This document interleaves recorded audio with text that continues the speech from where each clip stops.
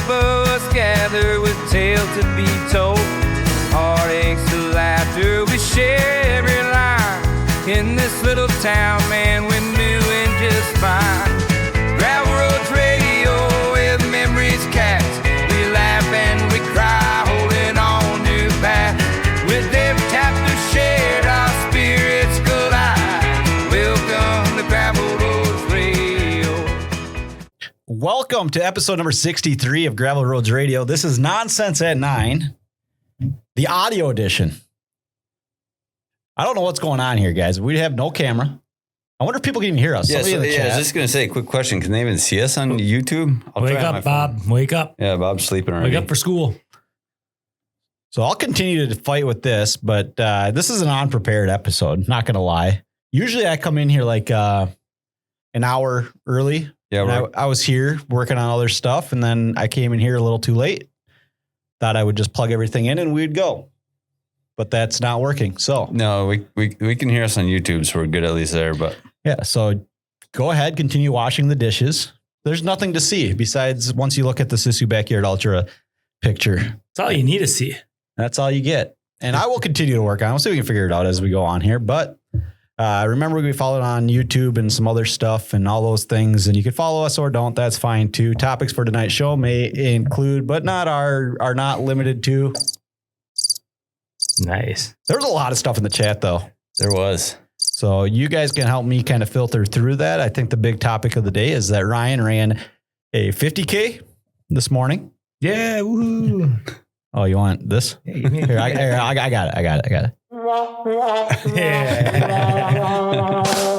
Actually, pretty awesome. That's pretty awesome that you did that. Me and Ryan were like the fourth biggest guest on a running podcast earlier this week. So we did that. Might have to get you guys' autograph. And we will call Dan the man. Hopefully this doesn't shut us off. I'm trying to figure out if someone knows how to call Dan the man. That's usually... I did connect to the Bluetooth. Job. Yeah, so okay. I can do that. So we can call him here shortly. We're going to try to shut down this camera one more time and turn it on. Otherwise, we might just run without the camera first. Well, Steve's working on that. Tell us a little bit about this run you did. The Stanley Eddy, or the Big Eddy 50K, it's called. It's at Stanley Eddy. That's a park just north of Cokato, right? Yeah, I think it's technically Annandale. It's up by Lake Sylvia. First time you've done it? Yeah. Is it the first time they've put it on there? No, I think it's probably like the 5th year. Okay. Good turnout. I think they have like maybe 40 people in the 50K. There's 40 signed up for the 50K, 30 showed up. Okay, oh, wow. 30 and roughly the same. Probably about the same, I think. Yeah, it's probably 35, 40 for the half. Steve ran the half. Yeah, loosely. Did you have goals of your time that you wanted to finish in, and how did you do? I did. I missed it by about 10 minutes. What was your overall? 6:10, I think. 6 hours, 10 minutes. Yeah. I also thought that it was about 0.64 miles shorter, so that's part of it. But yeah, I don't know. You kind of make those goals based on, you don't really know. You're just... No, Ryan went out there. Ryan went out there and was a complete dog. Is that the longest you've ran? Yeah. Ever so far? Mm-hmm.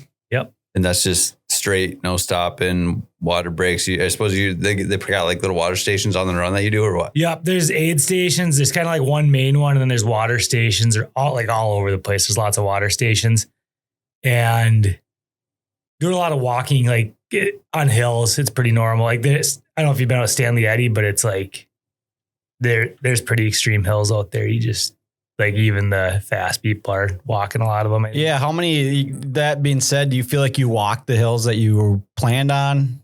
Or did you? No. So that's probably the difference. Like I probably would have got my goal if I would have, there's the one loop you do that's got significantly more hills and it's kind of in the middle of the race. Probably the smart thing would have been to just dial it back there a little bit, but I had my goal and then... Ron, make sure that we still have audio on YouTube. I just shut the camera off, but I want to make sure we didn't lose. Okay, keep going right now. I had some hope that I'd beat my goal by 10, 15 minutes even.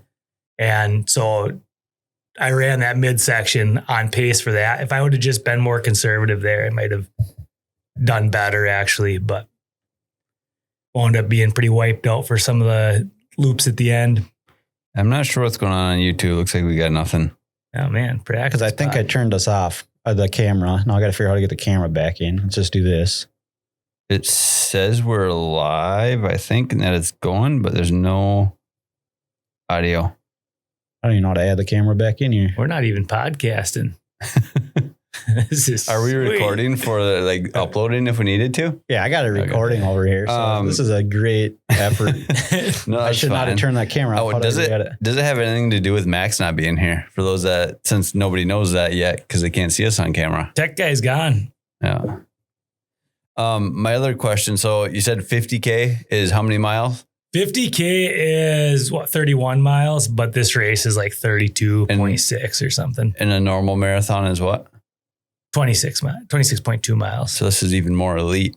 Yeah, it's a touch more, but the big difference is it just got a ton of hills. Like there's like 3,300 feet, I think, of elevation gain.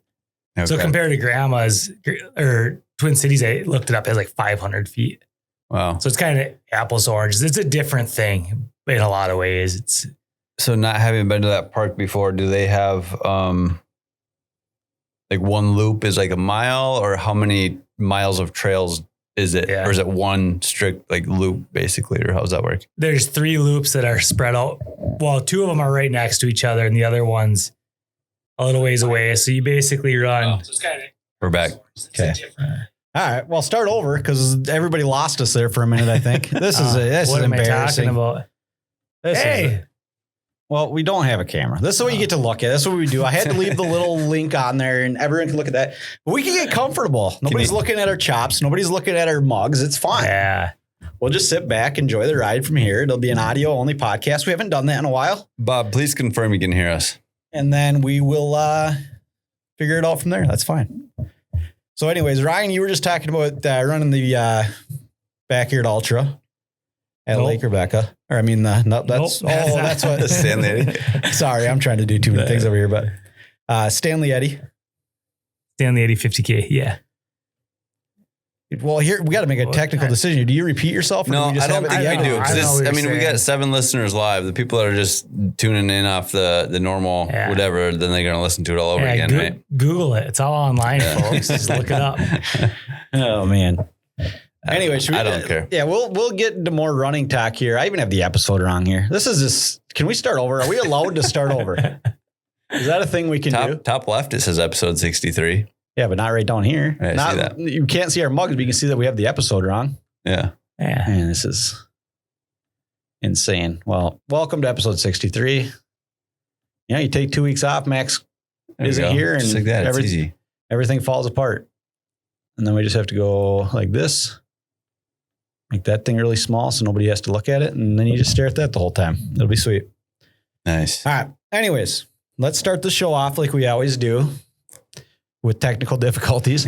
Yeah. Actually, by calling Dan the man. And he'll tell us. Hopefully, maybe he could fix it for us. Which this might be another technical difficulty. No, this is going to work great.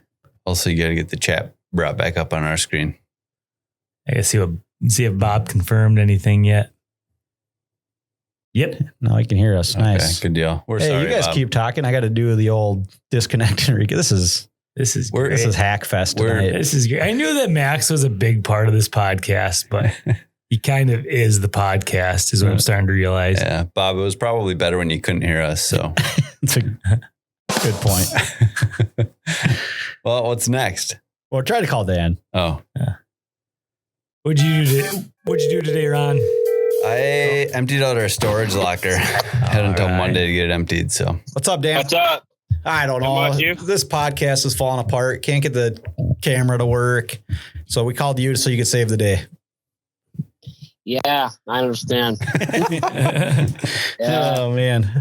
And we had kind of texted some topics. I don't remember what we landed on. What do you want to talk about today? Today, I do want to, if you guys got questions about my childhood, but first off, I want to say this first before we start.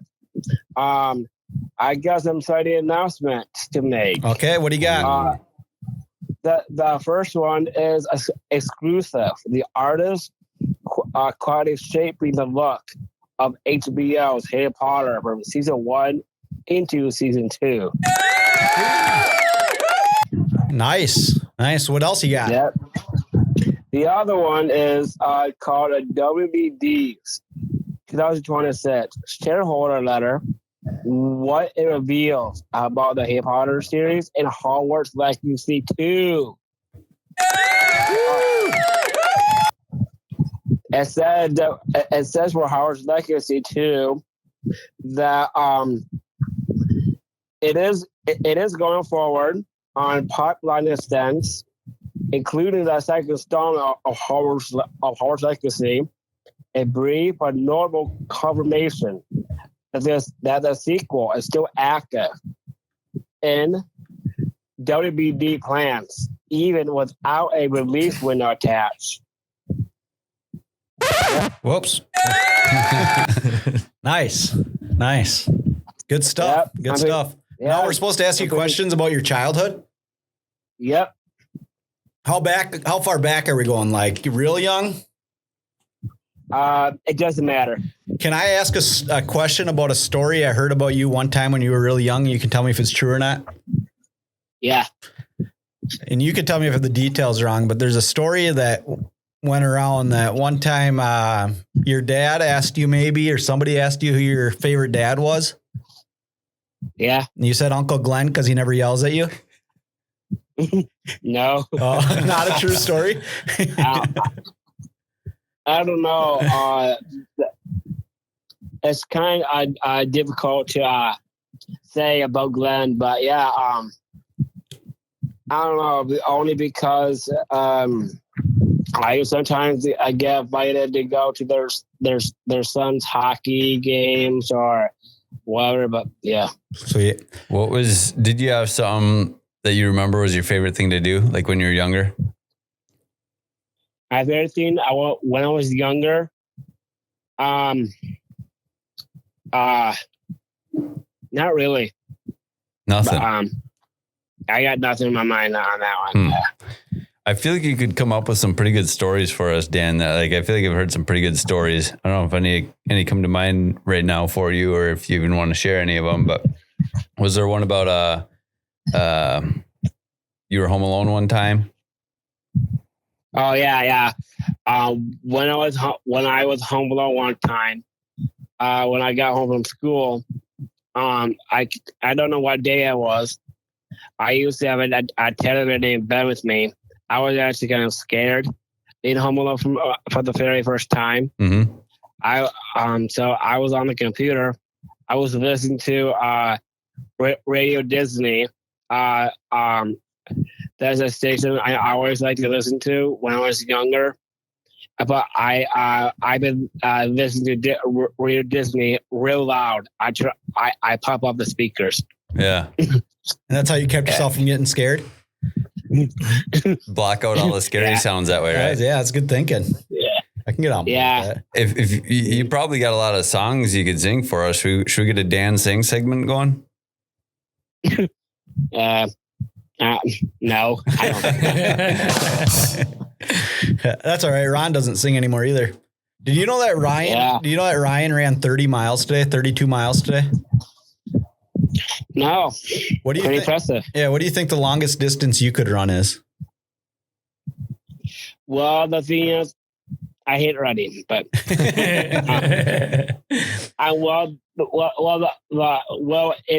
in reality, I do hate running, but the one thing that keeps me running is exactly what Judith Michaels has said in her workout. She also hates running, but she said that she is finding her why. So that's what I'm doing. I'm just finding my why. Yeah, your reason to do it, right? That's good. You know that some people have a philosophy that they just run if they're chased, like by a bear or something. Yeah. My mom's philosophy is just to play dead. So she won't even run if chased. Yeah, I also did hear about this, Steve. That if you get chased by a bear, all you have to do is bring pots, outside and start clanking together. The bear hate that noise, but yeah. Okay. Does it depend on what type of bear it is or no? I don't think so. Okay. Dan, did you want to talk about our camping weekend at all? Oh yeah, our camping. Yeah, it was pretty fun. Yeah, hang out with my family. Went swimming quite a lot. Yeah. And yep. Did you and Ron play any games? No, we did not actually. Oh. Yeah. We did. Dan, you didn't play the little. What's the golf game with them balls and the things? Did you play that with us? Yeah, bucket golf. Yeah, isn't that what we're supposed to go over to Bob's to do? Yeah, 100%. I don't know what we're waiting for. It's gonna turn into winter. Yeah, that was fun. I had my first ever ace doing that. Got your first hole in one? Yeah. Really? I don't think it counts, but Counts. brother-in-law took a picture, so. Yeah. Were you tenting? Yeah, we tented. I don't think we're after that. I'm not a big camper. Are we ready for the camping conversation? We can get into camping, but it's, part of it was we're so busy with the house stuff. We probably could have been more prepared, but at the same time, I don't know that we would have been. I ordered a 10-person tent the weekend before because I had one from before it was probably a 6-person. That's not going to be big enough.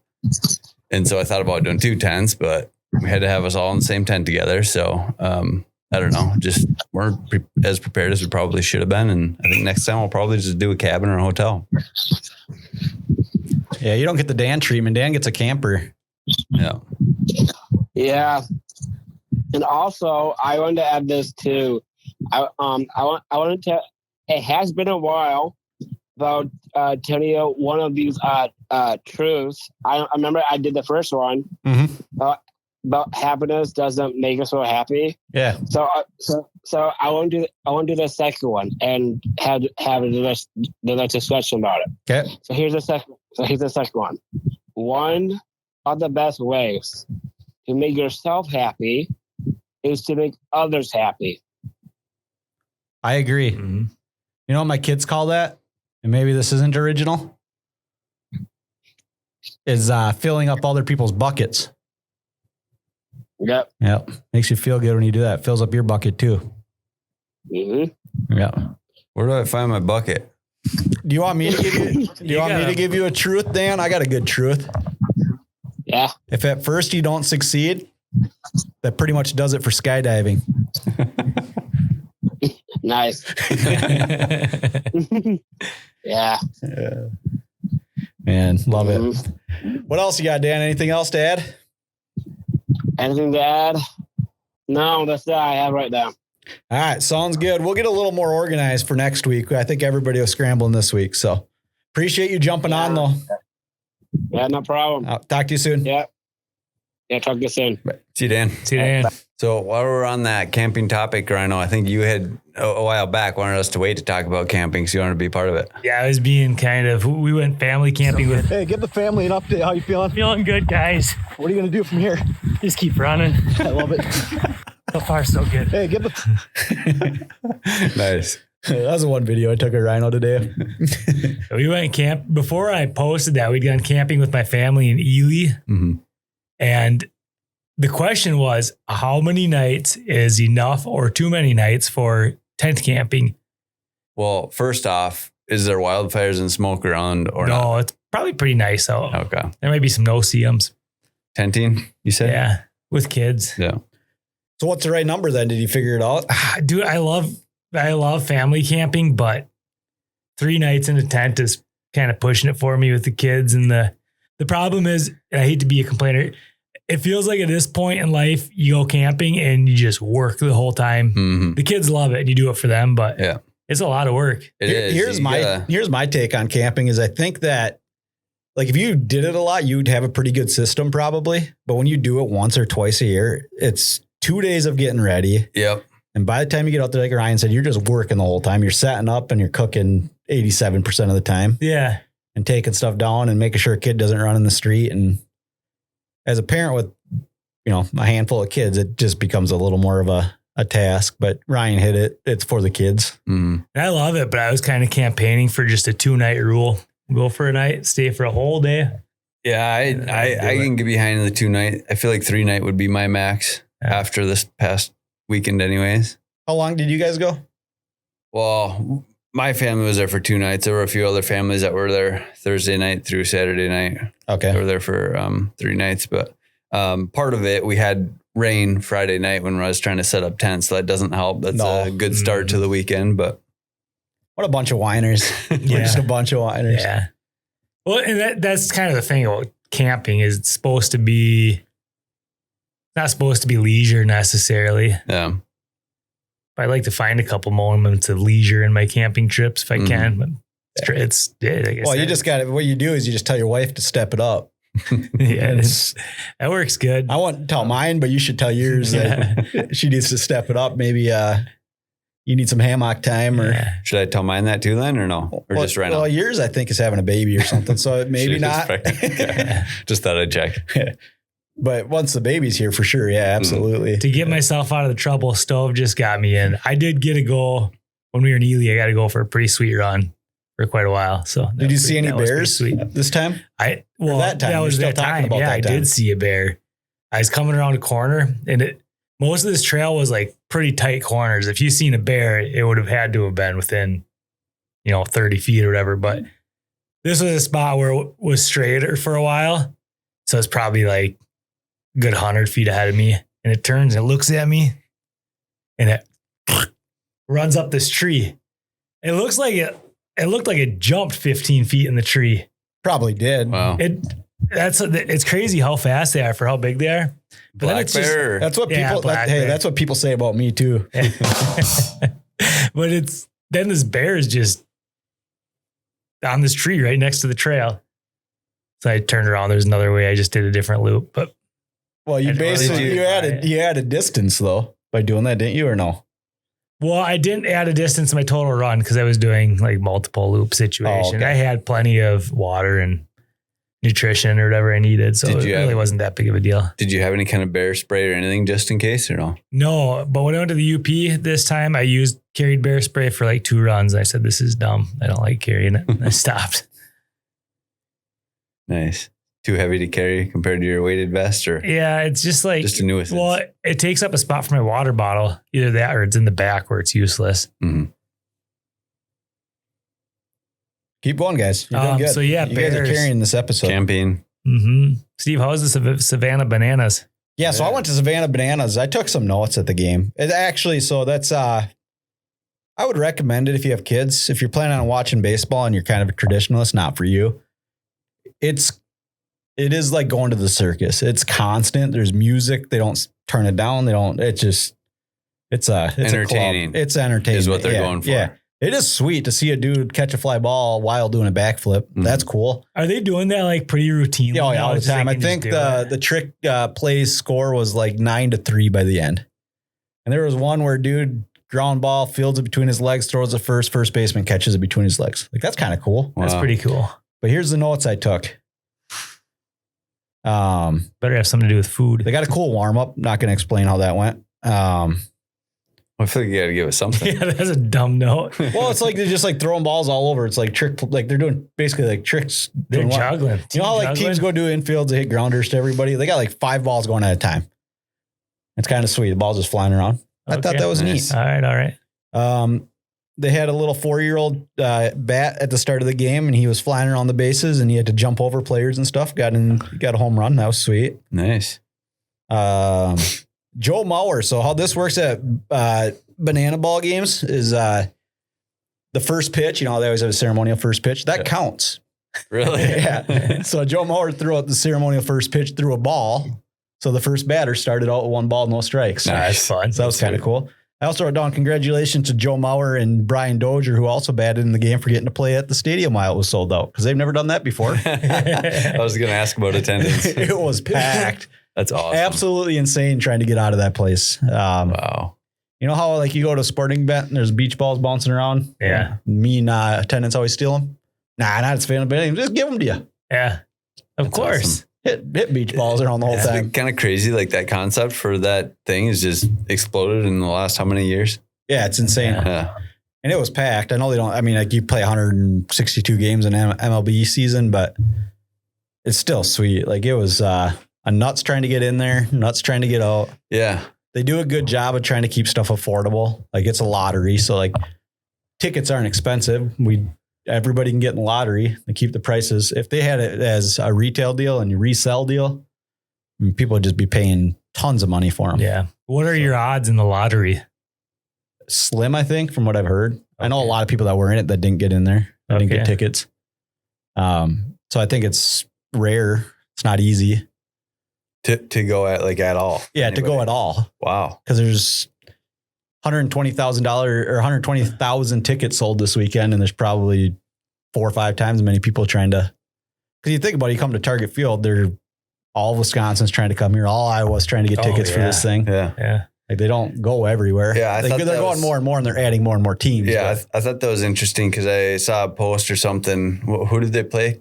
Local Beach. Yeah, Local Beach Coconuts. And there must be out of like Florida or something south. I have no idea. And so I clicked on it. I was like, does Minnesota have a team? Is what I was wondering. Like, that's a weird name for a Minnesota team. And they just travel all around the U.S. and play different teams. Yeah, just bring the circus. It's Harlem Globetrotters type of mentality. I mean, they're not the best of the best, but I think they are good athletes. There's a few teams that are affiliated with the banana. It's like with banana ball. So it's just like there's like only 3 or 4, maybe there's maybe 4. I think they're up to 5 or 6 now. Yeah, maybe 6 teams now. So it'll just be whoever they just decide. So you could go to a banana ball game, and you wouldn't see the Savannah Bananas necessarily. Right. Oh, okay. But you did. But we did. Sweet. So we got to see the dude who bats on stilts. Yeah. He was pretty sweet. Got to see a flying V pitch. That was kind of cool. What does that mean? I just all run out to the outfield, make a flying V, throw the ball around a bunch of times, and the pitcher comes over the mound, just chucks it. It's kind of cool. Nice. I enjoyed it. Like I don't mind gimmicks. Like my only complaint, and this is old, get off my lawn type of stuff, is the music the whole time. Yeah. Like, you got to shut that off every once in a while because it just seems like it'd be better for the atmosphere if they did just like down a little bit, and then you can bring it back and introduce it again. But you can't keep track how many outs and stuff they got on the board, but there's just so much other stuff going on the whole time. Yeah, you just don't know what's going to come next. Yeah, just insane. But it was packed and it was fun. If you can get in, I'd recommend people go because it's a cool show. What was the best food? Geez. I had to run a race today, so I couldn't eat everything there. You must eat something. Here's my only meltdown on the whole thing, actually. Did you get any bananas? I didn't, but I only have myself to blame for this story, actually. But they have those concessions where you go through and you grab your stuff and you check out at the end or whatever. I'm not very smart, so I walk in there the wrong way, go to the computer, start typing in what I want, order pretzels. Gone. No pretzels. So the guy gives me hot dogs instead. It's not a match. Like, it's not, because there's no way to refund, apparently, he told me. I'm like, oh, man. So I screwed that up, but. So I had 2 hot dogs. That's what I had yesterday. Instead of a pretzel. Well, I don't know. I don't know if I would have the pretzels either, but the problem is I'm the only one that eats hot dogs in my family. Yeah. So I was getting pretzels for the kids, not even for myself. You went with the whole family? Yeah, we all went. Nice. You got a hot dogless family? Yeah. Man. Nori will get one. Nori will. Okay. None of the other kids do, I think. But that was my only real gripe. My other time, I'll gripe one more time. It was awesome, but yeah, why not? If there's 1 million people trying to get these tickets and you're going to go to this game and just be grumpy and not be a good fan and be annoyed when my family wants to get out of the aisle, just don't go. Mm-hmm. Yeah. This is there's 1 million people, it's for kids and it's a party. Right. That's what everybody is. Yeah. Did you tell them that? No, I didn't, but I am right now. I'm sure they listen to this. That's true. If you were in section 111, row 24, now you know. Seats 1 through 5, be better. Yeah. Like just like looking at, we only got up like 3 times. Like that's not that many times. Mm-hmm. Just glare at you. Like, oh, this is fun for you guys having fun. I've never been to Target Field where the concourse is packed that you can't even walk around. Oh man, that would aggravate. Trying to get in, it was crazy. Like just not moving. Same thing trying to get out. It took forever. No kidding. So that's good. I like going to a Twins game when there's 2,000 people there and I get in and out and go wherever I want. Even beforehand, I saw some videos or something like 3 or 4 hours beforehand where there's just crazy like pregame stuff, pre-show type of thing. Yeah, party starts at like 2 for a 7 o'clock game. We did not go that early. Yeah. but it was cool. Mhm. Kids got to see Roland is a hardcore banana ball dude. So he got to see all his favorite guys, and that was kind of fun. Nice. Learn any new tricks? Has he been practicing his tricks? He's into tricks. Absolutely. I don't know if he learned any new ones. I'll have to ask him. I did just get a text because they were watching the game tonight, and there's just currently Savannah ball going on in my basement. So that's happening. Nice. It's hard to kind of transition to the next topic when we don't have a topic. Oh, we got to find it. This is kind of fun. No, Yeah, how far back in the chat do we got to go to start? Way back, because we missed at least one episode. Since we started having topics. I could talk about my kid's electric e-bike. Yeah, give us the Amazon e-bike Sega. Yeah. Actually, I've got to read that here. I got to pull it up. It's fantastic, actually. There's a whole, because you get a little message feed thing going with the Amazon guy. All right. I'll be there in 1 second. Coming soon to you, Ryan updates you from seller 114-998-0350. Here we go. How did this go? Where did we leave it? We said I wrote a bad review because I couldn't get a hold of the seller to talk about it. And then they had messaged me and it was my fault. This is real quick before we go on topic, right? We've been just not reading this comment. So Will says fired up. This is Will the Thrill. And Bob says we're waiting for Max to coordinate GRR schedule, bucket Gulfport. We have to do this. Yeah. This isn't like all the other things we pretend that we were going to do and we don't ever do. We have to go do this. Yes. But anyways, Amazon update. And also T Dunny bro says thumbs up. Yeah. All right. Oh, it doesn't go back all the way. He told me they could give me a discounted price if they'd refund me. I think it was originally $40 and send me some parts to try fix it. That was their plan. Sounds like bad customer service. Well, they're trying to they're probably, these things are all garbage, is my guess. Unknown caller. Company's probably. Is it Max? This could be Will from the river. Should we take a look? Yeah, we're talking to Will from the river. Gravel Roads Radio. How's it going? This is Will and Cornbread. Will and Cornbread, how are we doing? We're doing tremendous. How are you? Doing super good. I am curious, does the whole crew have a combined name that we're calling ourselves yet? No, not quite. Okay. We get asked that quite a bit, though. You got a few miles yet to figure it out, though, if you want to. Will, I got another 1,400 or so. This is Aaron here. Do you what's you said Cornbread? Yeah. And what's your nickname? Mine's just Will. Just Will. Wasn't there a couple other nicknames that have to do with bread? Yeah, sourdough maybe? Yeah, there's sourdough and then there's Irving. Irving. 4 of you guys. Irving bread? Yeah. Oh, you guys got lots of time to come up with a bread name for you then. Give us the update. Where's the squad at right now?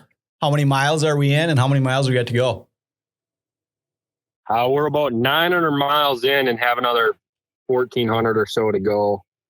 We're in like the southeast corner of Iowa, about to leave Iowa and cross that Mason-Dixon line. What's the highlight of the trip so far? That's a good question. This has got to be the highlight right now. That's pretty bad highlight. Trip has not been great. Will is reporting that the trip has not been great. Well, you in one post, Will, you said you're down a ton of weight. Have we avoided any like legitimate sicknesses to this point? Yeah, no one's got sick. The bathroom has been a little questionable sometimes, but Can you tell us about that? How do you manage that?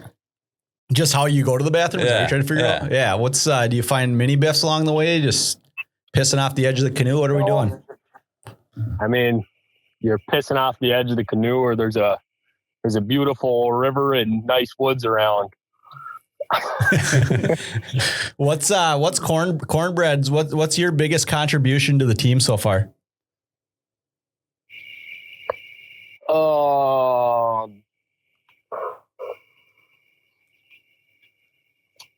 That is a good question.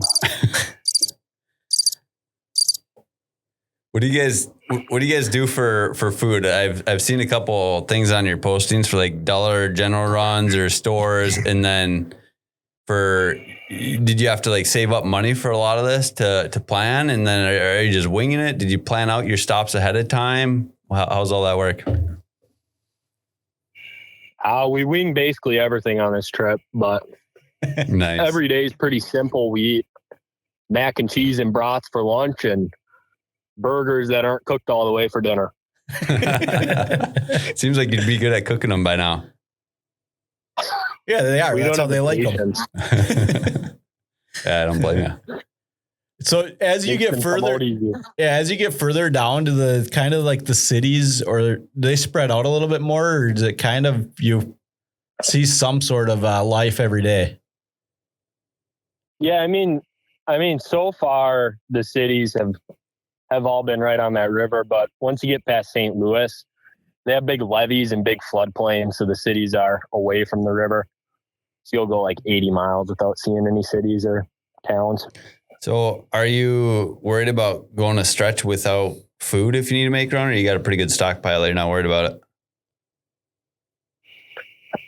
We probably should worry about it a bit more, but also have another couple hundred miles before we got to worry about that. Yeah.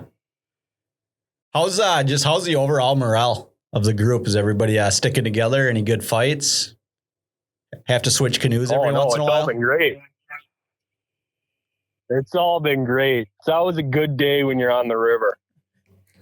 Do you guys switch up canoes, or are you keeping the same teams the whole way through? We threaten to every day. We never do.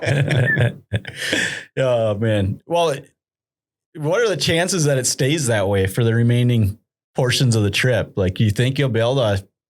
I mean, you're kind of all about chemistry, and it feels like the chemistry is strong. Yeah, I mean, we're already 32 days in, so what's another 40? Wow. Are you counting down to the halfway point? I wouldn't say so. I'm not, at least. I haven't thought about it. I saw one of your posts that some of your gear got stolen by a homeless guy. Yeah, that's our second big loss of the trip. Second. What was the other one? That one was also either stolen or we left it under a bridge in Minneapolis.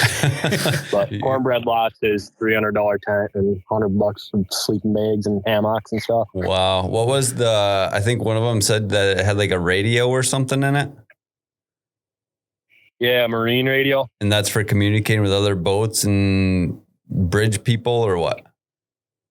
Yeah, so there's a channel for like the tugs and the U.S. Army Corps and for the locks. So it's really nice. You call the lock out when you're like a mile away. Give them a heads up so they could get the lock prepared for you. Nice. But we lost that, so now we got to like manually go there and pull a rope, and it takes way longer. But we ordered a new one.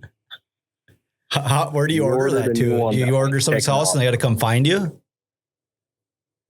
No, we met this guy on the river who drives tugboats, and he called up one of the tugboat shops and let us order a new marine radio there. He said we need one when we make it to St. Louis. Who's like the coolest character, the most unique character you've come across on the river? Oh boy.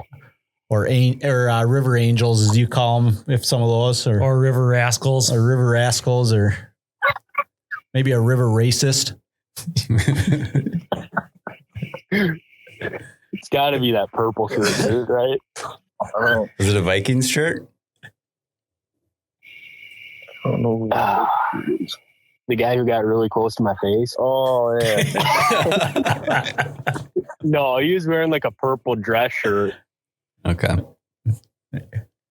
You're not gonna. Do you care to elaborate, or is that one of those stories that's probably just gonna stay in the canoes and with the boys?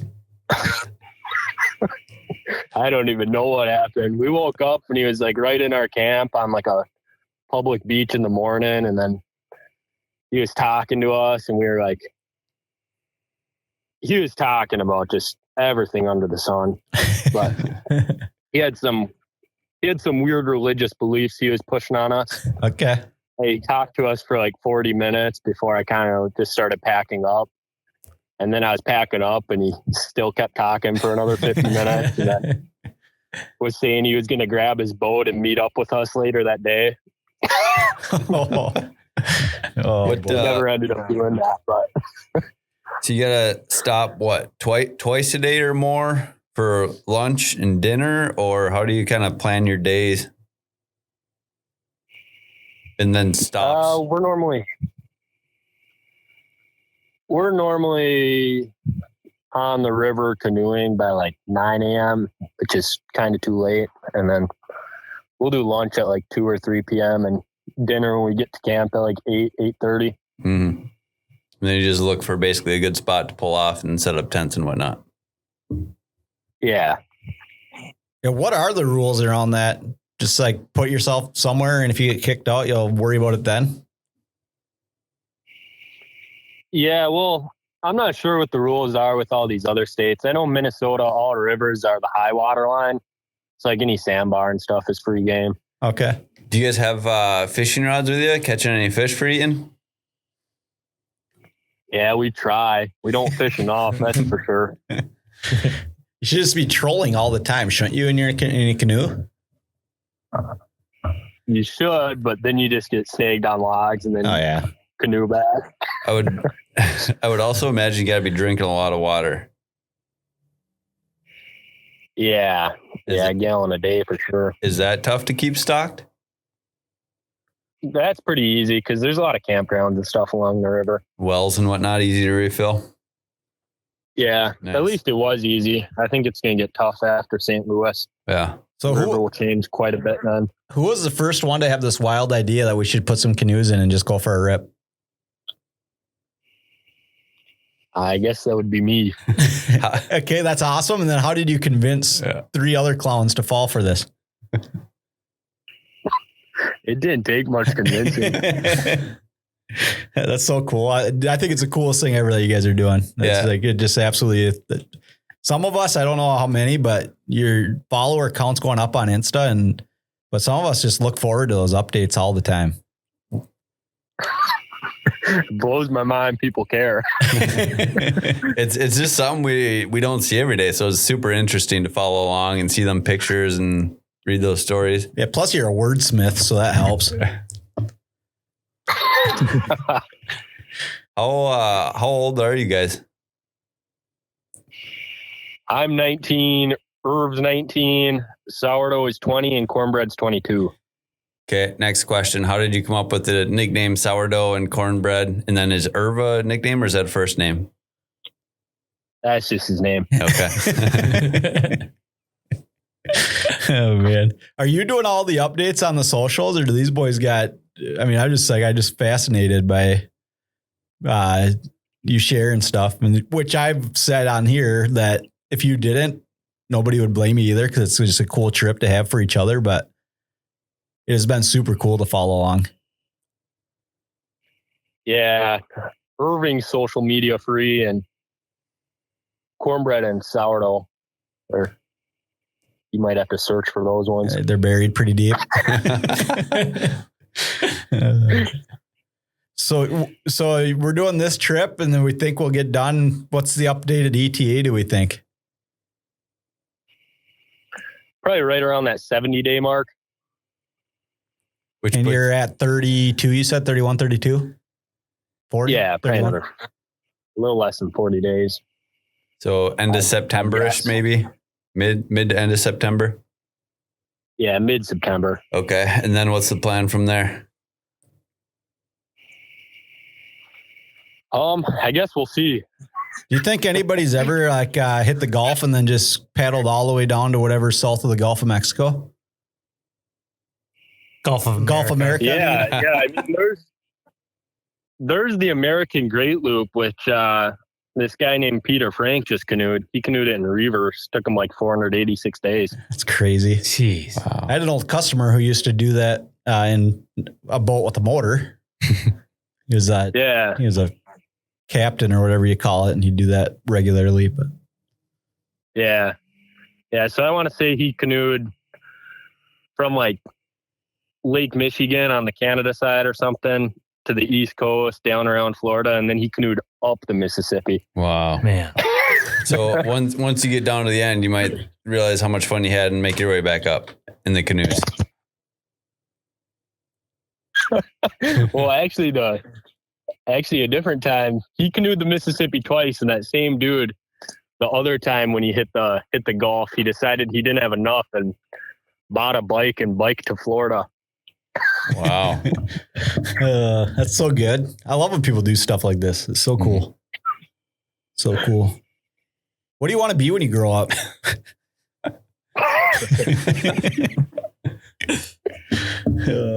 So sweet. That's a good question. What's going on here? Actually, the other day when a cop was kicking us off from camping on the beach, he said I need to grow up. So maybe I should start thinking about that. Is the river channel always obvious, or could you possibly go down a wrong channel as you get further down? That's Bob Anderson asking the question in the chat. I mean, it's really easy now. The first couple 100 miles of the river, like there's some swamps and bogs up near Lake Itasca where the whole swamp will like shift and it's pretty easy to get lost. But are you using some kind of river map for navigation, or your phones and Google Maps, or what? yeah, all through Minnesota, we downloaded the Minnesota DNR maps on the Avenza app on your phone, which will like track your location. Nice. But now I use a lot of Onyx. And what's the sketchiest weather you've hit so far? You did have one post where it got a little dicey going across a lake, maybe. Yeah, with Lake Winnie for sure. Yeah, Lake Winnie for sure. It was like the forecast had bad winds for like the next few days. So, but that day when we were going across it, it was like a tailwind. So we thought maybe we could send it. But it got choppy and too dicey pretty quick there. What, after being on this trip for however long, is there anything that if you were to start over now that you would do differently from the beginning? Or bring or something? Or leave home? A dude, maybe? I'd say most everything. If I was to do it again, there would be a lot less gear, a lot less pointless stuff.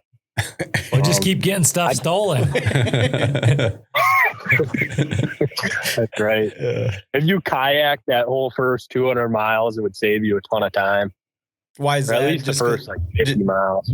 Just easier to navigate through some of like the swampiness, or what? Yeah, I mean, there's tons of like beaver dams and stuff you got to go over, and then tons of spots where you got to walk because it's too shallow to paddle. And then all the turns, that entire front of the river is just, they're too tight and narrow for a 18-foot canoe. So we just ate a lot of weeds and put a lot of spiders in our canoe. Somebody did ask me, what was behind the decision to get Kevlar? ChatGPT told me to. Worked for me. And Kevlar is sweet. I just don't know if it like it's that like it's light. Does it not run maybe as straight and less durable? It's got less drag and stuff, so the current just carries it better, I guess. Okay. I suppose on a current, obviously. Yeah. But I think we kind of counteract it by carrying too much gear. I mean, we got like a Blackstone and stuff. We're boozy. Wow. So how many, do you have an average number of miles you make it every day? At the start, it was like 15, 20. Now it's like 35. And they'll probably be like 45 here pretty soon. Once you get towards past all these locks. Do you just like feel like you just kind of turn into a machine or a robot just doing the paddling? Like that same thing over and over and over again? You do kind of forget your paddling sometimes. And you actually have a Blackstone? Yeah. So you don't have to build fires every night for cooking. You just use a Blackstone. Oh, yeah. We carry the weight of a Blackstone. It's amazing. Have you had to refill your tank at all? Yeah. All the time. We just do the little green ones. Oh, gotcha. Just walk into town. Paying a typically. premium. Yeah. Nice. So on a night like tonight, what's the squad up to? You just sitting around, chilling, calling your moms? Yeah, you get to camp and eat dinner and fall asleep right away. I think shower doze off calling his girlfriend, and Herb just woke up from us. Do you typically pitch the tent every night, or do you ever just sleep under the stars? Is this too much work for the tent, or it's probably pretty easy up and down, I'm sure. Yeah, I mean, we're good at working the tent now, but we tried to sleep under the stars a few nights, but all 3 nights were wickedly buggy and we slept like crap. Yeah. Sweet. Have you had to deal with bad bugs on the river during the day, or not really? Yeah, northern Minnesota. Those deer flies are no joke. Dude, they're the worst. I feel like I had a meltdown on this podcast about those recently. Yeah, you had deer flies versus horse flies or something. Yeah. These guys are paying attention. All right, well, we'll let you guys go and have a take a nap and then get back on the river in the morning. But I know you guys turned on the Pioneer Press, so we do appreciate you taking time to come on this high level podcast. But if you guys are up for it, let's check in again at some point. Doesn't need to be all the time, but we do. A lot of people are following, and I actually get people asking questions about you guys when I know nothing. So, but all right, get back to it. Thank you. All right, it was a pleasure. Thank you. Thanks, guys. Thanks, guys. That's so sweet what they're doing. Dudes are unreal. I can't imagine. What a way to live. Hey? That's awesome. That's so cool. They're running down the river. So good. I would have known that. We could have asked them questions all night. I just don't want to take all their time. Yeah. That's like you said, he probably crawling in and then call it a night, but there's a whole episode on what these guys are doing. So, man, it's so cool. Yeah. So cool. Ron, would you ever do that? Do you ever wish like maybe when we were in a younger life, that's a little bit of it. Like you're that envious. Yeah. Like I moved out to Sheridan for the summer after I graduated and it was unreal, but it's nothing compared to what these guys are doing. No, it's like it's a big commitment to make. Yeah, but it feels like for them that wasn't. They just it's like we're just doing it. Yeah. Like to us, it feels like it'd be this huge thing, ton of planning. Yeah. I don't know. Maybe different mindset, I guess. Yeah. Just don't. Who cares? Just go. And that's how those things happen. Yeah. It's like let's just do this. Yeah. It's awesome. One guy has Good an for idea them. and he convinces 3 of his buddies to go with them. Sounds like it wasn't very hard to do either. Yeah. But that's probably like when I went out to Wyoming too, same thing. Like a couple guys went and then 7 others follow, but that's a whole different thing. We weren't camping in tents and paddling for 12 hours a day. Yeah. Yep. Huh. We paddled the Quetico one time. Were you weren't there? I did not. Yeah. Quetico? What is that? Canadian side of the Boundary Waters. Okay. We did a sweet trip through there, but don't ask me questions. I have the worst memory ever. Okay. Next topic. Mike could do that sometime, but where were we? we were on the Amazon meltdown here. Yeah, the e-bike thing, right? Yeah, I'll get back on that. So then this guy sends me, "Hello, Ryan. We sincerely apologize again for the inconvenience caused to you and your child by the vehicle malfunction. We fully understand, yada, yada. We offer 2 solutions you can choose. They're willing to pay me now $80 compensation, or I can return it for full refund. If I take the $80 compensation and I can't fix the bike with their parts, they'll still refund me. What? How much was this thing? Like $400. Oh wow! Yeah, I that'd be say, frustrating. I would like to do the refund option. And then they offered me $120 compensation and the same deal. He said, I would like the refund option. I said I would like the refund option. They needed my address for some reason, which makes no sense. Actually, they said they needed my address because it's been over 30 days. And I thought these guys are going to try to tell me they can't do nothing now. When I had filed a refund through Amazon, but they told me to not do that because I was going to have to pay shipping. Mm-hmm. So I thought they were going to pull a quick one on me, but they didn't. They refunded me. So, and then you still get to keep the thing too. Do you want it? No, I have no interest. I was gonna, and I forgot. I was gonna just ask them if they can just send me some parts and we'll get it to someone who can fix it. Mm-hmm. What? No, like I'm still kind of upset. That's a big old battery. That's a lot of money. That's too. not that easy to get rid of. Yeah. Well, they gave me the money back. Yeah. But like for having issues for spending that much on something. Yeah. I think a lot of bad reviews have popped up since I bought it. I think that these things just simply don't really work. That's what it looks like. So on that same note, you had topic of should parks allow kids to ride electric scooters / bikes on the loop? Oh yeah, it's more fun. You said no.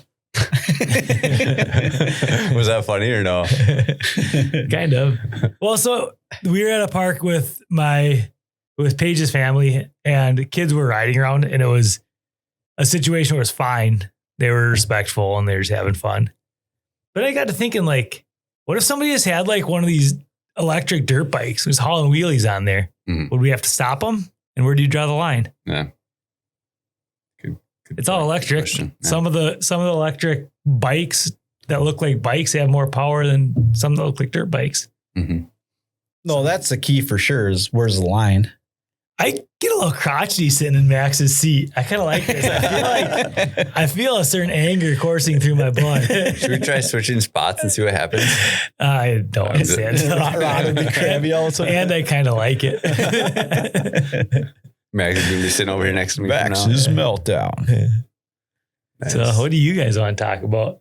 Well, you said you had meltdowns for days. You're in the right seat. You're sitting in Max's spot. I don't know if we're going to talk about our golf tournament that we did. Max isn't even here. I don't know if we're allowed to talk about it. Apparently, well, his plane lands right now, according to him. What's his excuse? Give him a call. Call him up. I will not do that. I don't have meltdowns for days. I have 2 meltdowns. You got another one then? Go ahead. You hit him. That was not a meltdown. Oh, okay. Let's get your 2 meltdowns. Meltdown. Rhino's meltdown. Rhino's meltdown. The first one is pretty simple. What's up with the drawer on the bottom of ovens? Yeah, what is that for? Broiler. No, I don't care what it's for. Why doesn't it work? What's it supposed to do? Those things are... Oh, they just so brutal to pull in and out, you mean? Broiler is? That's where we broil. Broiler. Yeah, most people store their pots and pans there, but it depends. There are some storage. old ones that are actually just storage drawers. I think more modern ones are broiler. No, I think they're usually just drawers. There might be some. Mine is definitely a broiler. Really? The oven I have now and the previous one we had at our Mine last is place. not. Yeah, we can't store stuff under there. Really? Yeah. That's where the broil goes. Unless you want to broil the stuff you're storing. True. But because of the shelving and... Depends on the oven. The bottom drawer is usually one of 3 things. 1, storage drawer, most common. It's for baking sheets, pans, muffin tins, etc. Warming drawer, designed to keep cooked food warm without continuing to cook it much. Broiler drawer. On some gas ovens, the broiler burner is down there and the food goes in the drawer to broil. Yeah, I would hardly call it a drawer. It's just a little door that flips down just like the oven and then you slide in the pan. No, they're usually they usually are. No, a I know, drawer. but your gas one. For the gas one, the broiler, it's not a pull-out drawer. It's just a flip down. But none of this matters. What I'm getting at is every drawer in the world works well. Slides out, slides in. Nice and easy. These things always bind up and get crooked. Because a storage drawer version is basically an afterthought. They're usually shallow, flimsy, ride on cheap little tracks, and have no good handle. I agree. So they bind, twist, or come off the rails, especially once you load them with heavy pans. I agree. Why don't they just throw I asked ChatGPT, why do they suck so bad and not work good? A few reasons they suck. They're built into tiny leftover space underneath the oven. Heat means manufacturers can use a lot of normal drawer hardware down there. That's what I was going to say. The thin sheet metal flexes when you pull on it. Pans slide around and catch on the oven frame. If it gets even slightly crooked on its tracks, it jams. So if yours feels like you have to wiggle it, lift it, swear at it, then yank it, that's pretty normal. And half of the time you find it getting opened and the cookie sheet you wanted is underneath 6 other pans. Oh, you're so funny, ChatGPT. ChatGPT's geared. ChatGPT's a little silly, Steve. Tell him he's funny. See what he says back. Okay. Feels weird calling him a he. Couple paragraphs. Appreciate it. Oven George just bring out strong emotions. Ask it what it knows about Oven George. Ask it how it's never opened it. Yeah. Ask him if he wants to pod with us tonight. How do you know these things about oven drawers? This is going to be a good episode now. You have never opened one. You clown. You clown. Fair. I have personally opened exactly 0 oven drawers. Dude, it sounds I'm working off manuals, repair info, product designs, and the collective testimony of generations of people who have yanked one crooked and immediately called it a piece of... Oh, it swore, dude. All right. Tell it not to swear. Why you got to swear, dude? Tell him this is a family-friendly pod. Ask it how you catch a bear. You're right. That escalated unnecessarily. I got too comfortable. I'll keep the oven drawer and else is family friendly from here on out. He wasn't taking that from you, was he? He actually swore. That's hilarious. Oh man. That's funny. Book smart about oven drawers. Absolutely no field experience. All Wow. right. Well, that was a good segment. That was awesome. I got one more meltdown. Okay, go ahead. Rhinos Meltdown is brought to you by the Sisu Backyard Herself. Okay, I'm going to ask you a question. SisuProjectMN.com. Sign up now. Yeah. I'm going to ask you a question I think I know the answer to. If I'm coming up to a road and I have a stop sign, the person across me has a stop sign, cross traffic does not stop. I get there first, but the person across from me gets there after I'm there, but I haven't gotten yet. Like we're waiting. Yes. Mm-hmm. They're turning right. I'm turning left. Who has the right of way? First one there.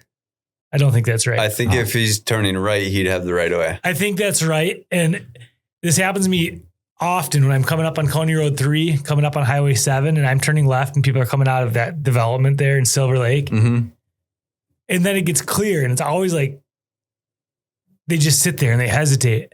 I'm like, if you just go, it doesn't even matter who's first. If you go, we're going at the same time. Yeah. But they don't do it. They just hesitate. And if they hesitate for one moment, You're it's just mine. stepping on it. Yep. So that's Rhinos meltdown.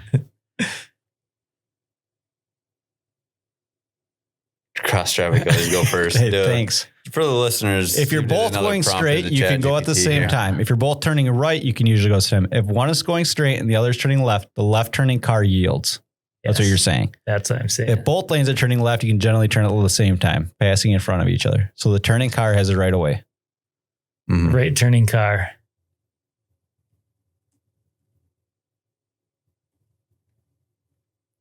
It's a ChatGPT heavy episode. Yeah, you left it. Doesn't matter. Does it matter who got there first?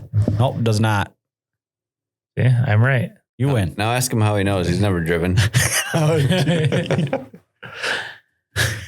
This is so dumb. This is terrible. I'll start digging for our next topic here. Correct. I've driven exactly as many miles as I've opened oven drawers. 0. I know the rule from traffic laws, driver manuals, and driving guidance, not personal experience. So I can tell you who has it right away, but I have never sat there waving someone through while both of us get increasingly confused. Throws a laughing, crying emoji face at us too. Well, I have to read it slower now because he might swear at any given time. That's true. Good point. What happened to doing the solo episode last weekend? It's just haven't uploaded it yet. It's can't hear you. Your break. I don't know. I have a topic next week. Okay. Yeah. Next week. Solo pod. Mm-hmm. It says Aaron T says topic guy that didn't strap his pontoon down and fell off his trailer by the marketplace. Yeah. I bet you Can I talk about it? I was pulling into the marketplace yesterday and kind of right along the railings there. And all of a sudden I hear a loud bang and I look up and there's a pontoon falling off the trailer. A dude coming off of Brooks Lake Road, taking a left onto 12. And sure enough, dude's pontoon came came pulling off of there. Nice pontoon. It looked like kind of an older beater one, but You didn't stop to ask him why he dropped his pontoon. no, and then drove away? I was in a hurry to get stuff for dinner for a hungry family at home. I interrupt this. Sorry, go ahead. Oh, I briefly thought about trying to help him, but like, what am I going to do? I got nothing, I can't lift it, nothing, but I don't know. And then by the time I got out there, it actually worked out pretty good for him because there's a KMH, I want to say, Steel Erectors, who I believe is out of Maple Plain, probably had enough pry bars and tools, exactly what they needed. They started kind of prying. Dude's just been waiting for a pontoon to fall off the trailer. Yeah. So anyways, it's just something you don't see every day in Cokato. That's pretty exciting. No. Bob just had like the comment of the month.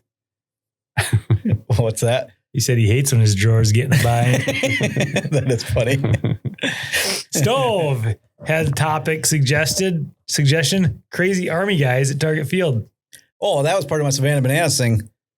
Those like sniper dudes that do security, they're insane.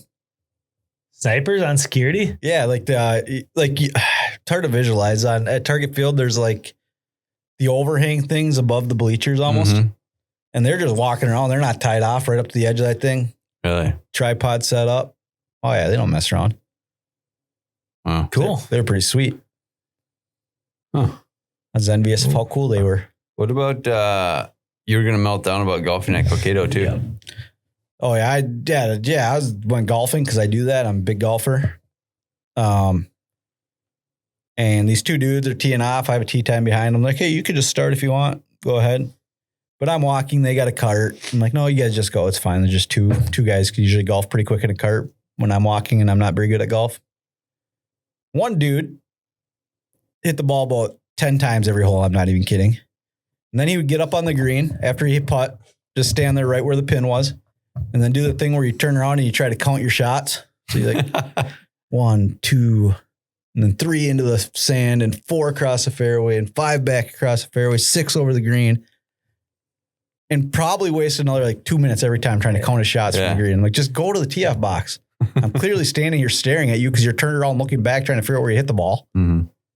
Just in unreal. And I was actually kind of grumpy. I should have started before him. I had the opportunity to, but I just didn't think there's any way 2 dudes in a cart were going to be that much slower than one guy on his feet. There's nothing worse than taking them up on that and then them being all over you the whole time. Yeah, that would have been worse. That stinks. Yeah. Yeah, that's frustrating. And it was a nice night. It was beautiful. It's been beautiful lately. Humidity's been down. Cool nights. Mm-hmm. Windows open. Little taste of fall. Yeah, a little teaser. What about hobby cross racing? I think is my new favorite sport. That's a Moto Max's topic. We should do our picks game on that where we try to pick who's going to win. We should. Yeah. Hobby cross. Is that like something they just do at like a halftime break at these things? It must be, yeah. Dudes running around with handlebars, running the course with just handlebars. Oh, that's hilarious. I thought that was funny. Yeah, that's sweet. It's a little spoof on hobby horsing, isn't it? Probably. Shout out to Mary who sent me that, Sister Mary. Happy birthday to Mary too. Do we need to explain it anymore for the listeners what that is or no? No. Yes. Did they get the gist? We got to talk about something for probably like how much? We're already an hour into this thing. This thing is nuts. Wrap it up. Wrap it up, boys. Anyways, that hobby cross racing, Steve posted a video. It's just guys running on a dirt bike track holding handlebars. So you can get to the finish line first. That's so cool. Yeah, looks kind of fun to try. I'm not gonna lie. Oh man, what other topics we got in there on? I'm still scrolling. First pod without Max. Yeah, dude. PTM. Dude, it's a nightmare. Yeah. Can't wait to hear. Boy, he probably won't listen to this. What's the over under on the number of meltdowns he has about his trip to Florida? Ooh, 5. Yeah, I was gonna say 5 too. I'm going over if it's 5. Yeah. Okay. He said he was running out of meltdowns. He has another year's worth on this trip. He'd be mad about so many things. Corn Carnival, there are chairs out. I can confirm. Yep. I driving by there today, and there was one property house where the guy was roping off half the block. Like, how much room do you need? Yeah, it's not all right. I feel like somebody should go there and cut it tonight. Yeah. Oh, it can be our community service. Yeah. He was roping it? Call up some local ruffians. Getting ropes like from telephone pole to electric pole to the next telephone pole, like absolutely ridiculous. What are you guys doing after this? Sleeping. Very excited for it. Cut some rope. Did you nap this afternoon after you ran? No, it's funny you say that because I was shot. I know you and Ron talked about this, so I was trying to fix the technology, but I might have some questions. But I was super tired and I laid down and Paige was like, do you want to eat anything? And then it hit me. I'm like, well, I'm probably like sleepy tired, but probably a lot of it is just, that's a lot of calories to burn. How many calories did your watch say you burned today? 6,300 on my run. Isn't that funny? You can eat so much food. My favorite stat, any long run, my favorite stat is this right here. My step count for the day, 62,301. Yeah. I was going to ask you that question. How many steps you got today? That's actually the only reason I run is so that I can look at my watch. See my average steps. You didn't move very much besides your run then. What is? No, I was pretty idle. Like I just did the minimum. I mean, you probably have a longer stride than me, but I'm like close to 2,000 per mile. Yeah, I think that's. And if you're at that's 60,000 just running today. Yeah. I mean, the variance gets longer with that long, probably if it's a little less. But yeah, but also with the hills and just your cadence goes down. So I go further per step than I would on just a shorter run, probably. That is one thing I did today running out there is I just went reckless abandon on the downhills. Yeah. I didn't care. I was hoping I'd blow my knee out. Why? I don't know. Just because it felt fun to go fast down hills for once out there because I usually don't. If you do that little like short step, like skid down those hills, you can take a lot of the load off and you can like, if you focus on your breathing, you can bring your heart rate way down, even just scooting down a hill, the steep ones. Do you run every day? No, I run training for this. I was running 4 or 5 days a week. Okay. Reason I ask is, do you know what your average steps is in a day if you had the 62,000 today? Well, he has a job where he moves well, no, he doesn't. He works for Yeah. It probably was better like last month. But it is, I'll find out. I'd love to brag about how many steps I take. I met a guy today, Ryan. Tell me about him. Well, here's what I did today because I didn't really get to talk about my day. Yeah. And I kind of think life should be about me as much as possible. Yes. Yeah. I woke up and I brought Rhino today, which was sweet.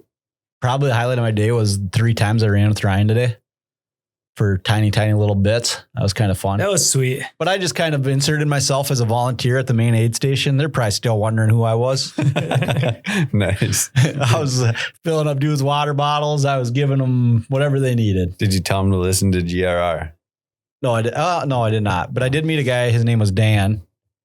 I'm going to guess his last name is Hillback because he's got I'm going to reach out to this guy at some point, but he does long distance training. He's done multiple 100-mile races. Oh, that's cool. And like big name ones. Is there Bighorn? Is that one of them? That sound familiar? Something Horn? Anyways, we'll have to get more info from him. But okay. He just showed up to volunteer. He just volunteers at races when he can. Oh, that's But cool. he also runs some really long races. Yeah. He did Lake Rebecca 50K last year. Yeah. He's done some just legitimate races. Yeah, I think like that's a good idea for a guy. We should volunteer some races. His philosophy, back to Aaron's question, if you run every day, is that you should run every day, even if it's a mile. You go. Yeah, I just don't like it. It just doesn't work. Yeah, no, it's harder than you should. But saying it doesn't work for you for go 1 mile though is like so short. Yeah, well, so that's the thing though. Like, training is everything you do, and your rest is an important part of that. So, yeah, like if it's just recovery miles. But one thing I listened to lately that I really liked is someone talking about if you're gonna do like, don't worry too much about the junk miles. If you have a random 4-miler or something, you might be better off just taking an extra rest day and letting your muscles rebuild and have like more intense day. Or your intense days more intense and your easy days easier. Well, and me and you started a running podcast. Yeah. Me and Ryan started. We're gonna start a running podcast. Yeah. We've been talking about it. We'll see if we're gonna start a running podcast. We'll break that kind of stuff down. But that being said, what are you gonna do next? What's on the? Do you have anything? Yeah, I think I want to run Grandma's probably next year. I wonder. I just think this would be fun based on some of the training I did going from the hills onto the road. You'd feel like a cheat on the roads right now. Yeah, I think it'd be fun to do grandmas. It'd be nostalgic for going to watch it as a kid. But one thing I learned today though is I enjoyed it, but it was probably like my 4th or 5th most enjoyable run of the year. Sure. I don't know that I really need race. I'd like to do some, but I just kind of like those long solo efforts better. I think you would get a different vibe doing like a grandma's or a road marathon. It was a pretty lonely run out there today, even the half. Like I kind of ran with like 2 or 3 other people that I saw a few times, but there's 85% of it in the half where I didn't really see anybody. Yeah. Cross paths with a few people, but there's like just enough people to be kind of like, I don't know, like one dude was just like, let's just run together. Cause we were kind of pushing and pulling each other, which was great.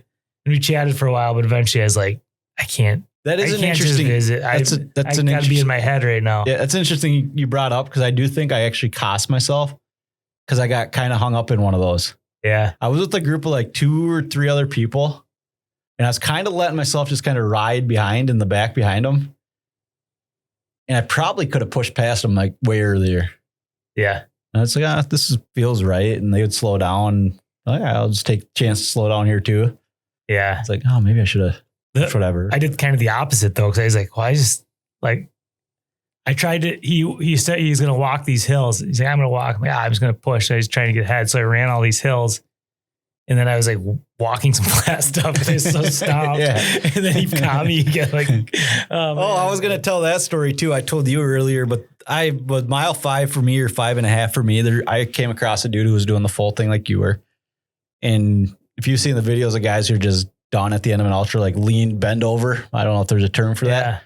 He was just barely moving. And I cruised by him or whatever, checked on him because I was legit worried this guy was just going to collapse on the side of the trail here at some point. Like he looked that bad. Then I go cruising through the other side of the trails, come out about 3 miles from the finish line. This guy just goes cruising by me. I'm like, holy buckets, where did you find the legs? He's like, I don't know, but I found the legs. Was he a big dude? He was one of the big guys and he started fast and he finished in a really good time. I followed that. I came up on him. He was doing his second lap on the north unit.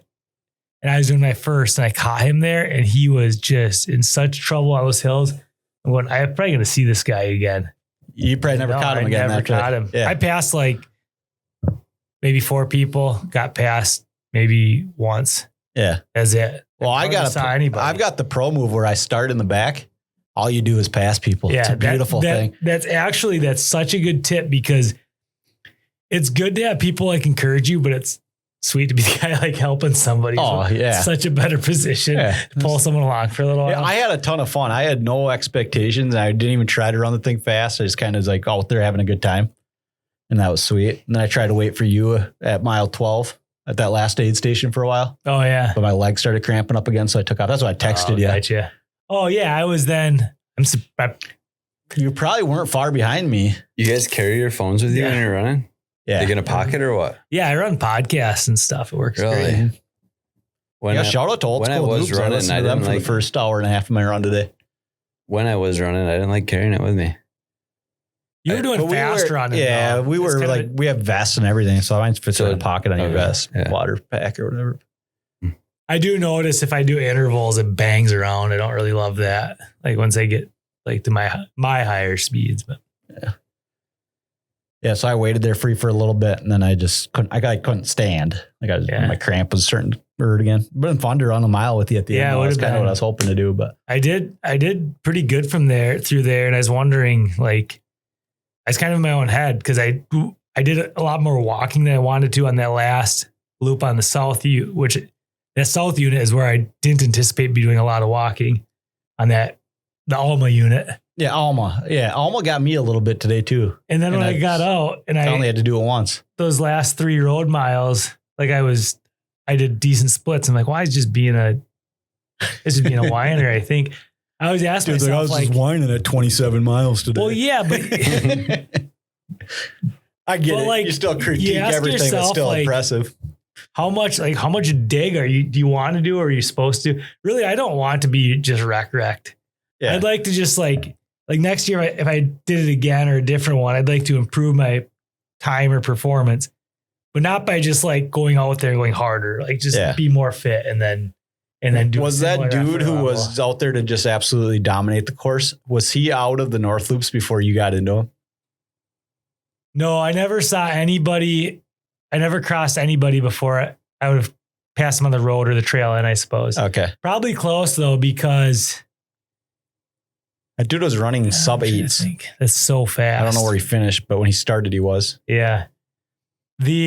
As I was just starting in that North Loop, I got caught by the Kevin Matilla and that is it Nick Cuevisto, yeah. And they were on their second loop. Okay. And they looked good the whole time. I crossed paths with them too at one point. I'm like, oh, you guys are still.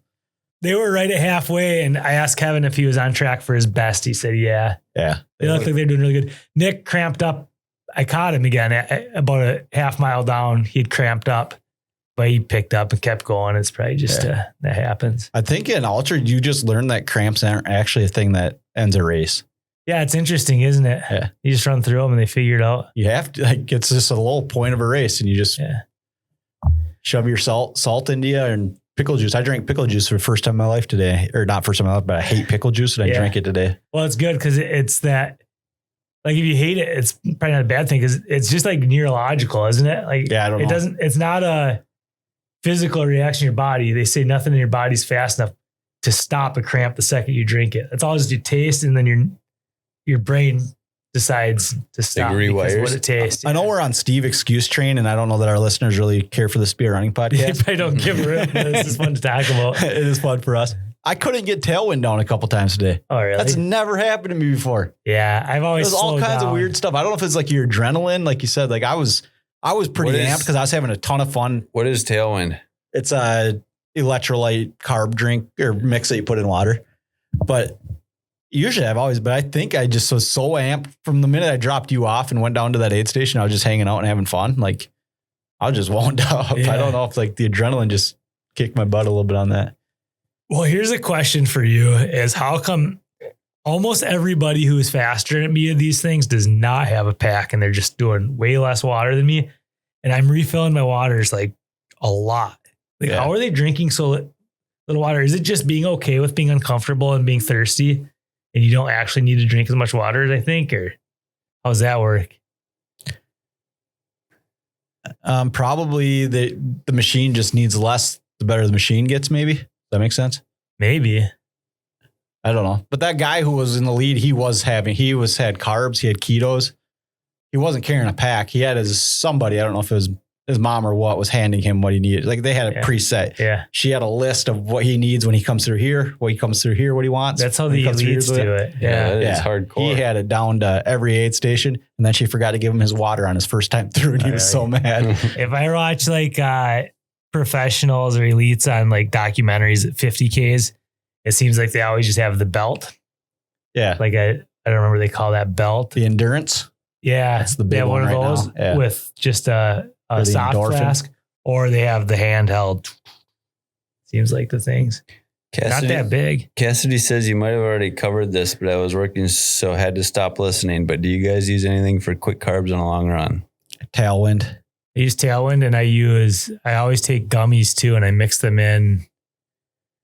I mix them in like 5 to 10 miles in, and then if it gets hard to take Tailwind, I will keep a gel just in case. I am amped to like just start training for that. Part of me is like I got into Duff Dog, which we haven't talked about at all. There's a problem though. What's that weekend? What weekend is it? I think it's the same weekend. It's the same weekend we were gonna do. I think it's Twin Cities weekend. Duff Dog? Yeah. No, I'm not doing Twin Cities though. No, it's a weekend after. But I thought you had a schedule conflict with hockey tryouts. Hockey tryouts is the 4th, which is the same as Twin Cities. Duff Dog is like 10th following. You're weekend. right. It is. Yeah. Yeah. Okay. So you can do Duff Dog. You're doing Duff Dog. I'm doing Duff Dog. All right. Are you coming out? Yeah, I'll come. I want to run a marathon in the summer, so that's the goal. That's all I care about. Okay, I like that. And it's a matter of figuring out. It's not summer anymore. It's fall. Do you want to come? What? Do you want to come watch? Yeah, it will be. I'm just kidding. Do you want to come hang out and do Duff Dog? Boys weekend at Duff Dog? Yeah. Ronnie. Where's it at? Laverne. Laverne. Duff Dog Backyard Ultra. I'd be down for boys weekend. Running a marathon, maybe not. Oh, just I am. We would be his crew. Yeah, gotcha. Maybe. I don't know. I don't know how to train. I think I'm going to do a ton of speed training. Hills and speed, and then one long run. Is it a pretty tough course? There's some uphill. I don't know if it's how tough it is. I saw like rugged trail looking pictures. I was wondering. Yeah, I watched the video. It doesn't look, it's hard to tell elevations. I couldn't find an elevation map, but there's some uphill, I think. Yeah. There's one spot he calls walkable, but it finishes downhill. So, well, we'll see. When is that one? October. End of October? Mm-hmm. I messed around and got in. Whoops. I'd kind of just been okay with I was going to run Mankato Marathon, but now I'm doing Duff Dog. How long have you guys been like running for consistently? Ryan way longer than me. One year of consistent running. That's it? Running. For me, since hockey got done. What? So to be clear, so last spring, like March, a year ago, March, I started rucking, which I still do, just weighted rucks. And then I walk or run with them. And then like midsummer last year, I said, well, I'll just drop the ruck, and I started running. That's probably this time of year. It's probably August. What, and like, then, I've been running since then. Fell off a little in the winter, or just like load went way down. But what got you into it, and like how did you like stick to it? Cry. Partially like just listening to podcasts and stuff, honestly. And I don't know, I'm just trying to be healthier. Mm-hmm. Like just if I wanted, I guess. I don't know. But also I just randomly started enjoying it. Yeah. Like if you don't enjoy it, it'd probably be hard to stay consistent. That was my tough thing. Like I was waking up running, and I did it for a little bit, but it's just, I don't know, it wasn't super enjoyable. I think it's more enjoyable if you can get yourself to go slower, like walk. Like would walking be enjoyable? Just go for a walk, look at some trees. Yeah. Like it wouldn't be hard. Mm-hmm. I do agree with that. This time around, like I've gone through stretches, but I've enjoyed it more because I've just gotten so dang slow. Yeah. Interesting. Because I'm so okay with just putzing around. When I was doing it, I was running very slow. Like it was a real slow pace. And it's like, I need to be going faster. And that might be why I wasn't enjoying it, because I felt like I was super slow. Here's what I did for me. This was no planning. It just worked this way. I decided that I need to do something. And I've been listening to these ultra guys, and I'm like, well, these guys can run forever. I'm just going to go walk, and I'm going to walk like kind of far. So I walked, it was like 5 miles, might have been less. Seemed like 3 miles, maybe, seemed kind of far. Mm-hmm. And I did that a couple times, and I put a little bit of weight in a pack and just kept doing that. And then I got the heavy packs. I just got to a point where I was like, I just feel like I could just move faster. And I just started running a little bit with the pack. I don't know, very natural progression. I think if you just keep it like what seems like you'll still be enjoying it when you get done. Yeah. Interesting. That's my 2 cents on it. Cassidy says, also, what running shoes do you use? Well, before we get to that, shout out to the guy who ran the half marathon today in flip flops. Really? Dude had sandals on. Nice. Yeah, they were like actual sandals with straps on the back or whatever, but he's wearing sandals. Wow. Yeah, like Jerusalem cruisers. How do you not get a rock underneath there at some point? Has anybody ever done barefoot, like a David Goggins or something like that, or somebody? There's been people who've done grandmas for sure. Back in the day, there was guys always doing it a long time ago. Seems like that would rip up the bottom of your feet. I would think Is that on pavement? Yeah. Grandmas? Have you read Born to Run? No. Heard of it. Yeah. It's about that, like barefoot running. I don't know enough about it. I'm going to listen. To answer Cassidy's question, though, also what running shoes, this is just turning into a running thing here. So thanks, Cassidy, for caring. Because it is fun for us. Running shoes is hard. I ever tell everyone I love Hoka's if you're doing road running. I love the Mount Tacos if you're doing trail running. But I think it just matters on the foot and the individual more than anything. Whatever ones work for you. Yeah. Ditto. I love Topos. They're made for me. I don't run much anymore at all. I play tennis. I like to play tennis. So I had a couple of years ago, probably gotten some tennis shoes, pickleball shoes, Prince brand. And they were, had good support, kind of high arch. And then I had gotten some of the barefoot shoes, they call them, which are not much support and super wide toes. And I've been wearing those for quite a while. And then when I go back to those other ones, my feet just absolutely kill. Really? So I've just been doing just my barefoot, which don't have much support at all. So I should try to find some that have more support, but turns out we're just going to turn this whole podcast into a running podcast. Ron's into it too. There's a whole tennis. It could be tennis involved too. There's a whole school of thought around that for running it, at least, that you should not have like fancy supportive shoes. That's part of what I was thinking is the more I use that non-support, ideally your feet is going to adapt to it and it's going to, maybe get stronger or whatever. You're going to adapt to it and it'll be fine. But it's just that transition phase, I feel like, is where it's hardest. There's a middle ground where like a lot of these trail running shoes, companies that make trail running shoes are big into making just like zero drop shoes. So they're still pretty supportive, but they're like flatter. Mm-hmm. That's what I think I need. Brian says A6 tend to make good running shoes. I agree. I used to wear the Keanu line, and they're great. If you're a big guy like me, they're a great shoe. Keanu's. I feel like we could hit 100 hours tonight if we keep talking about running too. But Rhino, where are your kittens? Yeah, that's man, a good question. Found one. Found a kitten. How many kids do you have? We kind of glossed over that in that episode. Yeah. We talked about a kitten that Aaron was going to get. Well, you guys, first of all, you did cats versus dogs. You all picked dogs. And then that was the end of the conversation. Yeah, that's bad picking though. Dogs are, I'm almost completely out on dogs. Why? Just lousy, dude. They're annoying. Cats are annoying. I'm over dogs. We went and got a pack of cats. We got a kitten from Max. We brought it home and then we were going out of town. So I brought it to be babysat while we were gone at its house with Max's. And then the Paige and the boys went and picked it up and brought the other one with it. So then we had two. And then 2 days ago, I think they were both missing. And then one was inside the skid steer at Michela's so far. Oh, wow. After 24 hours or so. On the way back from Finn Classic, coming out of St. Cloud there on the freeway, little kitten or cat comes falling out of a wheel well of a car in front of me, just skidding across the pavement. Ooh. Who knows how long that thing had been riding in there for? Yuck. Oh, way to kill the show. Sorry. Yeah. I don't know why I thought about that. Know where our anyways, because that's something you got to worry about, right? Them things climb up into vehicles or wherever. Yeah. Probably why you couldn't find them. Not good. Might have been a few of those on 30th Street. Yeah, Stubby did get away, but not with his whole self. Oh, man. All right, we haven't done an hour and 32 minutes in a while. I think Ryan's probably pretty tired. Good work today. That was super fun to be part of. Thanks for letting me watch you. Thanks for coming. Thanks for running. Thanks for filling my water bottle. I did get to fill your water bottle. That was about 5 minutes of stop time. That's pretty good. That's what you had? That's what I was going for. I figured 5 minutes or less. I couldn't make it through the first aid station. I haven't used the bathroom.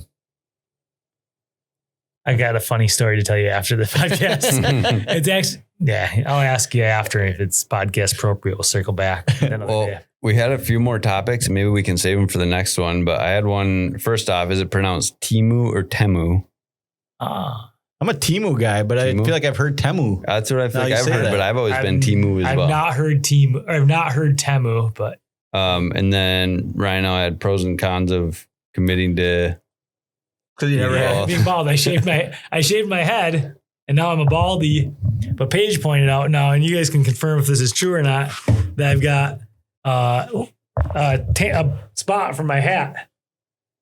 Yeah. Like a band line, you mean? Yeah. So cons, maybe I can't wear a hat as much anymore. I'm doing that. I'm shaving my head. Dude, that's a vibe, dude. Steve, you shaved your head way back in the day. Yeah, you see how Rhino's is flat? Well, you kind of have the same little, not as big as I do. I have a huge agate. I'm just sticking with it, dude. Is this the first time you've been completely bald? Yeah, it's been thinning like this front middle. Yeah. Kind of cul-de-sac situation. And I've been just like thinking about this for a long time, and now I cut it off. I'm so jealous. And you can just. Well, here's the question. So like, it's pretty sweet. It's drastic if somebody just shaves their head. Yeah. Is it a smart play if I just kind of like buzz it for a while? Yeah, but Paige and I were talking about this because I've for a long time been doing pretty short with my haircuts. Yeah. It's like no one at work has really noticed it because it's not uncommon to come in with almost no hair. Well, that's maybe I should. Yeah, that's what I do. You start with because even if I buy a haircut last time, I mean, I got gray hair, but you can't see anymore, but I went like skin fade. So I went really short on the sides. Big fan of that. Yeah. And then, but if you just do that and you just stay on it for a while and then you just, next thing you know, it's gone and nobody even notices. Yeah. I think I was just excited about it. I've been excited about it for a little bit. Is it so sweet when you put a shirt on and it gets like stuck in the sandpaper? It's so funny. or taking a shower and you go to grab like shampoo and realize you don't need it? Well, that's just my soap. Good point. Yeah. Man, Rhino's bald though, but nobody can see it. Yeah, that's too sweet. bad. I would love to come share back that next week. Maybe I'll fix that. I would have loved to share that with Brian and Cass. A couple programming notes is stay tuned for the Ryan and Steve running cast, known as Zone 2 guys, known as Zone 2 crew. Zone 2 crew. It's a working title. Yeah, maybe. Unless somebody comes with something better. Yeah. Also stay tuned. Gravel Roads Radio Outdoors will be dropping an episode next weekend. Ooh. Yeah, they got some pretty legit. They got some pretty legit guests jumping on. So nice. Plural? Like multiple episodes or just one episode, 2 guests. Are you just teasing it that far? Or are you going to talk? Well, I will because I don't know. You want to steal all their thunder? Yeah, I don't know if Lars wants me to tell yet or not. I'll let him break the news. Does Ryan remember where his car is? Yeah, my car is at Stove's house from this morning because I forgot about it after the race. Yeah, that was funny. Nice. Sorry, I didn't mean to. I was wondering if you were going to remember. I was like, oh, they must actually went to eat somewhere or something. No, we just went home. Ryan was so ready to leave when we were done. Well, I felt kind of bad for my family. Like, I'm glad they were there, but I want to have them come out for everyone. Yeah, it's hard not for the kids. whole day. Yeah. Maybe come to the finish when time it right, but that's a lot of just sitting there in the heat. So that's more what I was thinking. But I was very tired and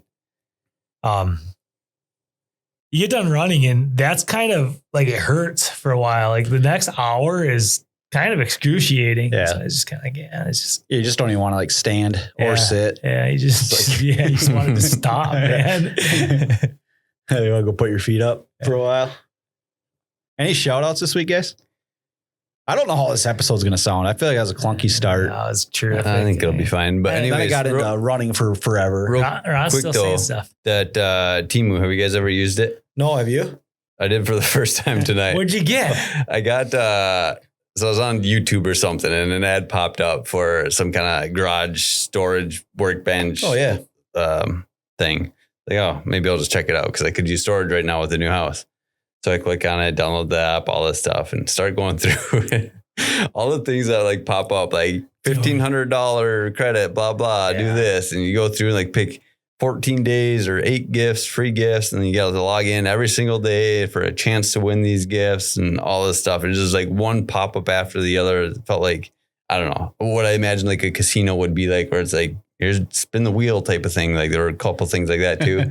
Just like nonstop. I started laughing, but I don't know. I spent $30 on a storage locker that's supposed to be 72-inch tall and hold 2,000 pounds. Oh, so nice. We'll see. Yeah, I don't know. I figured it was worth trying it out. I looked up a little bit first to be like, okay, is this worth spending? Because I feel like I've seen things that are like super miniature when you're not expecting it to be. But yeah, there's some foreign prints right now just loving your $70. You're never going to see that thing. 30 bucks. It's funny. I've never gone in there like saying I'm going to buy something, but I've been in there like trying to check stuff out and I can't make it past all the honking and bells. Yeah. And just just leave. I started laughing because I think the first thing it had me do was like spin a wheel to see if I get like a $1,500 credit or $2,000 credit. And of course, down at the bottom, they have like an asterisk explaining the stuff. And of course, I get the biggest one, which is like 2,000. And it's like some little, I don't know, dude with a voice like, yeah, you got it. It was just, like, come on. It was funny. You know what website does not have all these bells and whistles and ads that pop up at you? SisuProjectMN.com. Make sure you sign up for the Sisu Backyard Ultra happening Labor Day weekend at Lake Rebecca. Still plenty of room. Get your orders in soon if you want to be guaranteed to get a shirt on race day. Yeah.